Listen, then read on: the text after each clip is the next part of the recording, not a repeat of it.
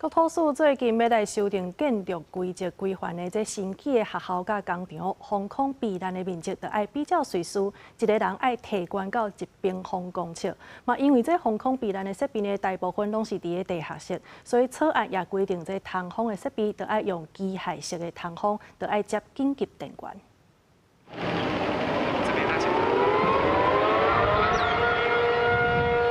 马鞍演习将做台湾国民防空演习大号，主要是模仿实际战争甲空袭事件发生时应变处理。随科技进步，近期要展开内政部防空避难专区，连接谷歌地图，就是查到相关的避难所。如果说民众有发现，防空避难设施有堵塞的这个相关的情形或堆放杂物的状况那么这个可以向当地的分局或者是市政府来反映。以现行的规定，防空避难设施遇到这个防空警报释放的时候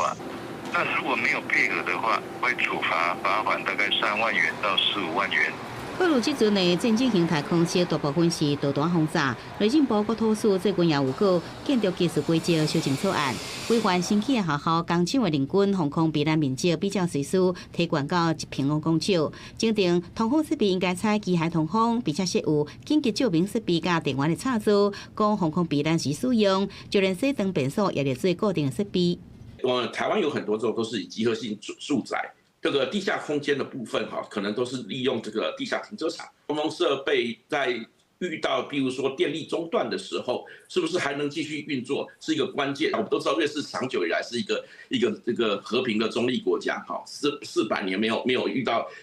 真正遇到战争了可是瑞士并没有在因此懈怠。草案说明也讲到，一般非重点基础设施也是非重要军事基地建筑物，虽然不是直接的攻击目标，不过导弹是原地飞，所以讲中原楼层恐惊遭到影响。即阵台湾现行规定，现出地面顶方也有壁的高度应该要有24公分以上。不过参考国外避难所，拢有更调阿文土壁高度30公分的规定，未来也建议比较办理。